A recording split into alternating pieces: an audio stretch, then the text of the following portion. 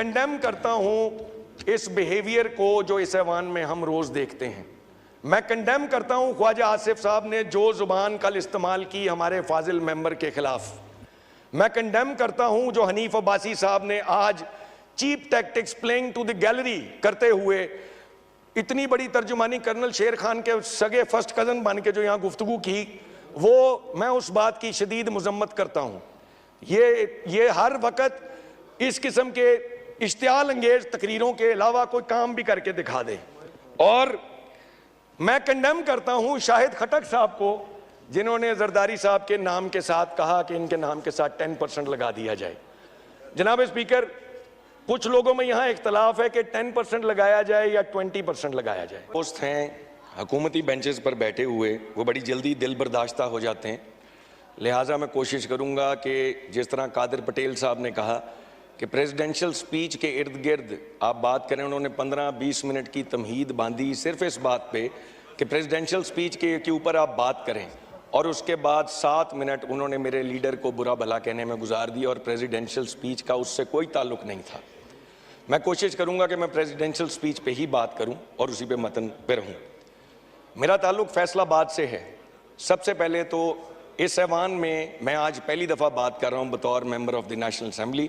मैं अपने हलके के लोगों को, फैसलाबाद के लोगों का शुक्रिया अदा करता हूं जिन्होंने फैसलाबाद की तारीख के सबसे ज़्यादा वोट और सबसे ज़्यादा लीड देकर मुझ इमरान खान के एक छोटे से कारकुन पर एतमाद किया और इस ऐवान में भेजा।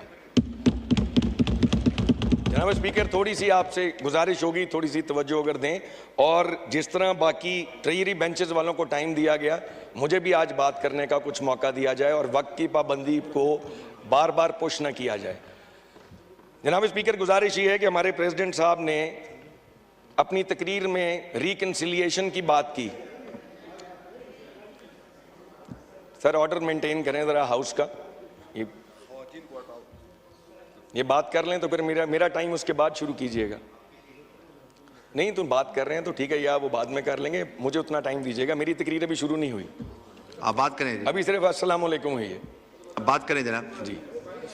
गुजारिश है सर, प्रेसिडेंट ऑफ पाकिस्तान ने अपनी जो तकरीर की उसमें उन्होंने रिकन्सिलिएशन की बात की।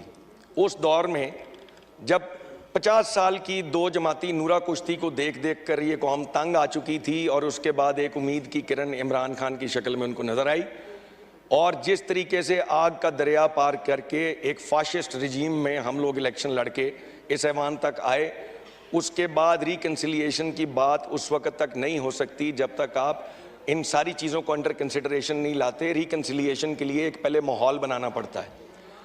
आज जब हम रिकन्सिलिएशन की इस ऐवान में बात कर रहे हैं तो मेरा कायद इमरान खान पाबंदे सलासिल है, 200 से ऊपर केसों में उनको डाला गया है।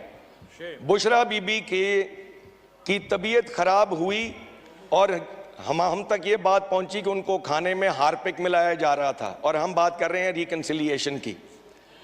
हम बात करते हैं कि हमारे रिकन्सिलिएशन करें, और एजाज चौधरी साहब और शाह महमूद कुरैशी साहब और हमारी जमात के तमाम लीडरान, हमारी ख़वातीन, हमारे वर्कर सारे जेलों में 1 साल से सड़ रहे हैं और उनके केसेस में कोई अभी तक उन पर कोई जुर्म साबित नहीं हुआ। और यहाँ पर एक शख्स फॉर्म 47 की पैदावार ख्वाजा आसिफ नाम का, जो यहाँ पर बैठ के कल हमारे जो कि एक कागज के पन्ने के सर पे इस असेंबली में आया है, वो वहां से बैठकर ट्रेजरी बेंचेस से हमारे एक फाजिल मेंबर की तरफ इशारा करके उनको पर्सनल कमेंट्स दे के बदतहजीबी कर रहा था, और इस चेयर को थ्रेट भी कर रहा था और इंसल्ट भी कर रहा था, और इस चेयर ने उसका कोई नोटिस नहीं लिया।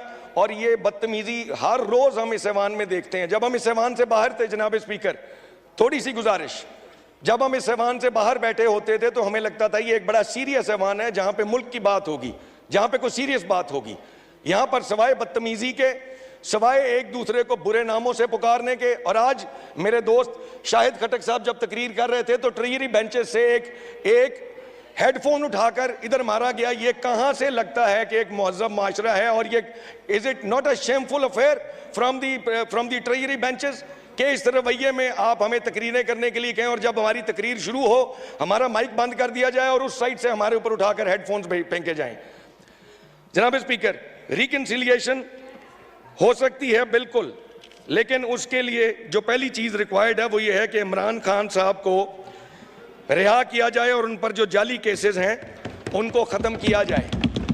बिल्कुल रिकंसिलिएशन हम करेंगे आपके साथ, इस हुकूमत के साथ भी करेंगे। हर रोज इस रिकंसिलिएशन की गुफ्तगू इस असेंबली में होती है और मुतअद्दिद नए केस रजिस्टर किए जाते हैं पीटीआई के एमएनएज पर और एमपीएज पर। मैं फख्र से यह कहता, मोहतरमा आपकी बराए मेहरबानी सर इनको जरा प्लीज ऑर्डर छोड़ सकें ताकि हम बात कर सकें। जी, हमारे इलेक्टेड एमएनएज और एमपीएज को अरेस्ट किया जाता है जब हम बात करते हैं फ्रीडम ऑफ स्पीच की और अपोजिशन का रोल अदा करने की। अगर गवर्नमेंट के साथ इस अवाम को और अपोजिशन जमातों को ग्रीवेंसेस हैं तो हमारा हक है कि हम असेंबली में भी आवाज़ उठाएं और हम पीसफुल प्रोसेशंस भी करें। मैं इस बात की शदीद मजम्मत करता हूं कि कर्नल शेर खान के मुजस्मे वाली बात जो यहाँ पर एक और शख्स ने, एक एमएनए जो खुद फॉर्म 47 की पैदावार है, उसने ये बात कही एक बंदे को पिन पॉइंट करके कि कर्नल शेर खान का मुजस्मा उठाकर हमारा एमएनए वहां से गया। उनको इस बात पर शर्म आनी चाहिए कि इस किस्म के माहौल में आप रिकंसिलिएशन की बात करते हैं। यहां पर जो चीज मैं आपकी तवज्जो दिलाना चाहता हूं कि तमाम रिकंसिलिएशन, तशरीफ रखें। Order in the house please.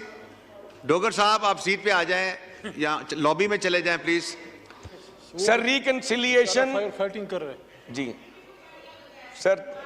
Sir reconciliation उस वक्त होती है जब अपोजिशन जमातों के साथ बैठकर आप बात कर रहे हो। यह पहली दफा पाकिस्तान की तारीख में हुआ है कि पूरी की पूरी अपोजिशन स्टॉप लिस्ट में डाल दी गई है। जिनके साथ आपने रिकंसिलिएशन करनी है, आपके एमएनए बनने के साथ जो पहला प्रिविलेज एक एमएनए को मिलता है वो स्टॉप लिस्ट की शक्ल में मिलता है कि जब तक तुम अपोजिशन में हो तुम इस आग के दरिया को पार करके अवाम की ताकत से इस ऐवान तक तो आ गए, लेकिन अगर तुम अपने अल्लाह का शुक्र अदा करने के लिए उम्रा करने जाना चाहो और खाना काबा में खड़े होकर अपने रब का शुक्र अदा करना चाहो कि इस आग में से हम निकल के इस ऐवान तक आए, तो तुम जहाज नहीं चढ़ सकते क्योंकि तुम अपोजिशन में हो। इस बात पर भाई अभी तो शुरू भी नहीं किया, ठीक है। अच्छा जनाब, ये रोटी प्रेसिडेंट साहब ने अपनी स्पीच के अंदर एक पॉइंट रेज किया कि ईज ऑफ बिजनेस और पॉवर्टी एलिविएशन के बारे में उन्होंने बात की।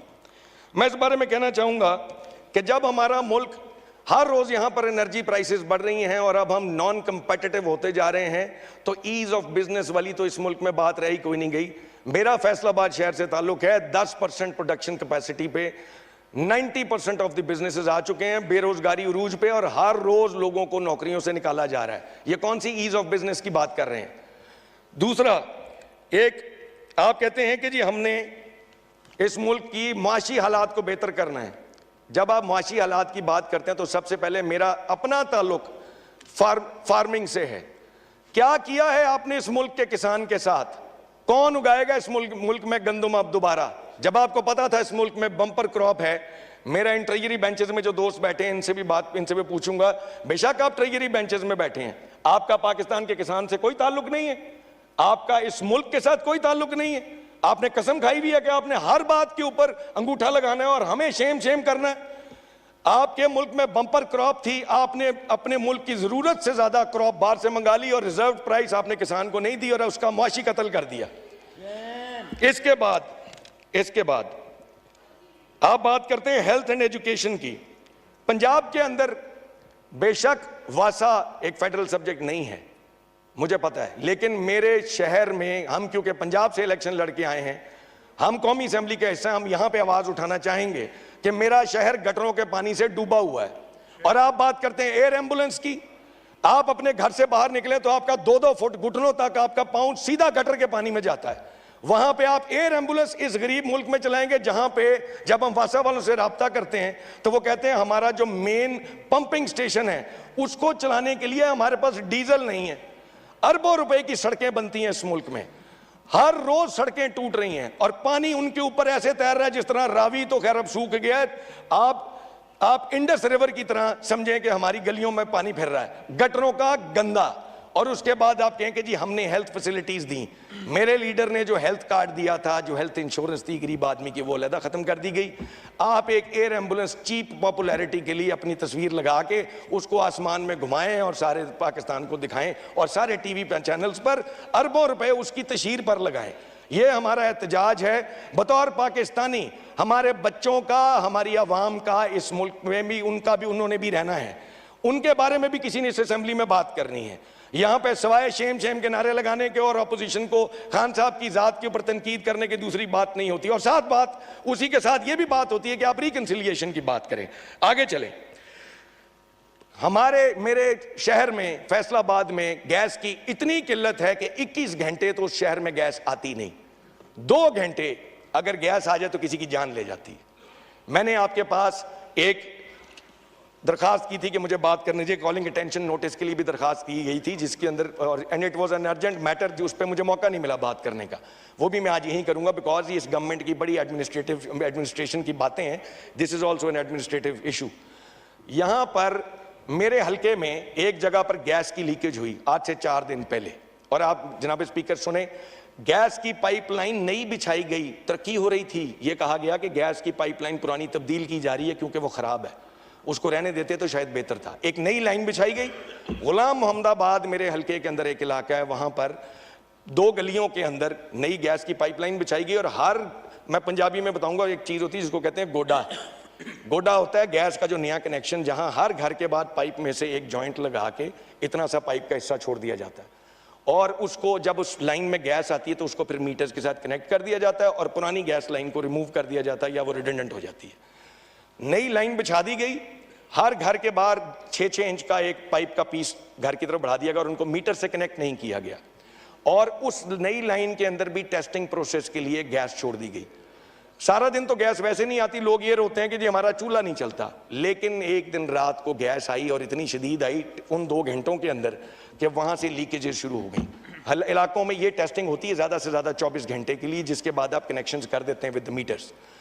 गैस के वहां पे नशइयों ने मोहल्ले में से जाते जाते वो कनेक्शंस के ऊपर से स्टॉपर्स उतारे और वो एक घर की सीवरेज लाइन के साथ गैस कनेक्ट हुई और गटर के रास्ते गैस ट्रैवल करती हुई कमोड के जरिए गुसल खाने के अंदर चली गई।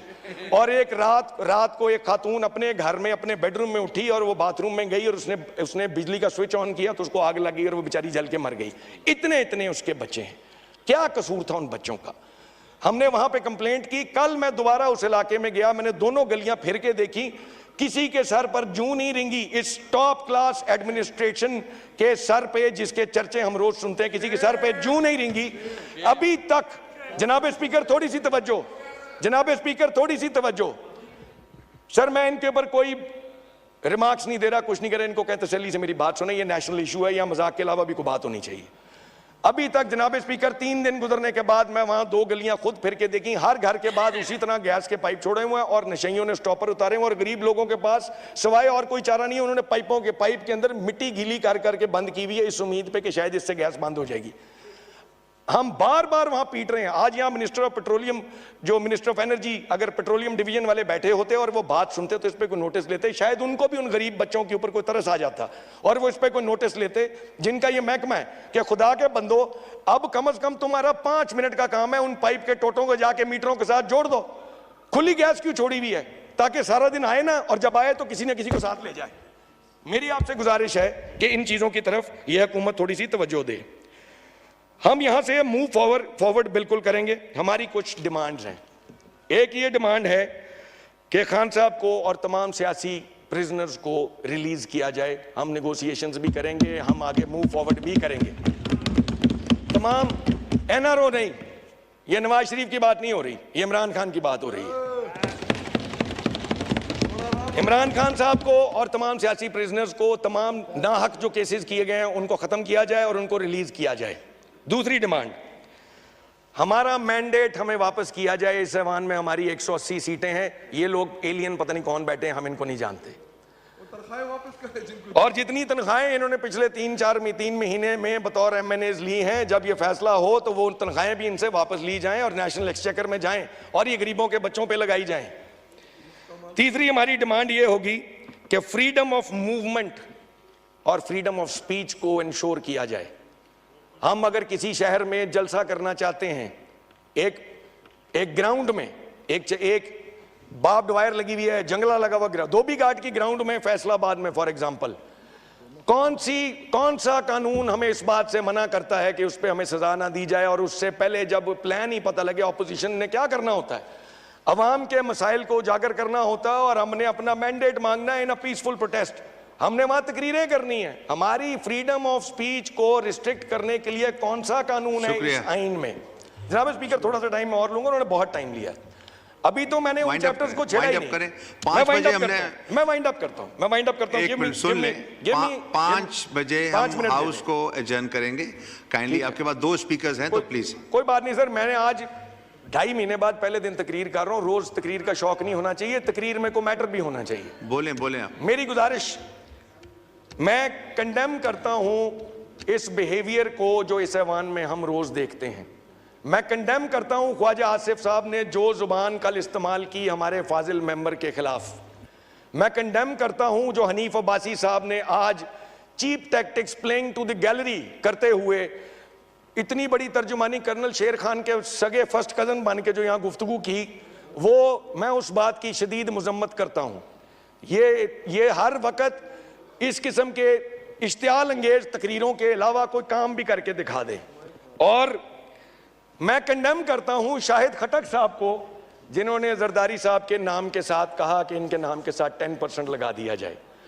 जनाब स्पीकर, कुछ लोगों में यहां इख्तलाफ है कि 10% लगाया जाए या 20% लगाया जाए। बहुत शुक्रिया। सैयद वसीम।